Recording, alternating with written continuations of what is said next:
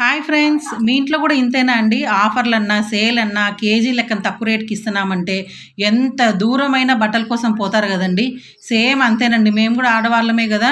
అందుకని ముందు రోజే ప్లానేసుకొని మార్నింగే చకచకా పని చేసుకొని ఎవరెవరు ఏమేమి ఐటెమ్స్ అడిగినారో చెయ్యను, వద్దు అనుకోకుండా ఎందుకంటే ఆర్గ్యుమెంట్ అయితే మళ్ళీ మనకి లేట్ అవుతుంది గదా! అందుకని వాళ్ళకి అన్నీ అరేంజ్ చేసి బాక్సులు కట్టి ఇంట్లో వాళ్ళకి ఏమేం కావాలో అన్నీ అరేంజ్‌లు జేసి అది గాకుండా మాకు వర్షం పడి బురద ఘోరంగుంది. అసలు పోతేనే స్కిడ్ అయితాం.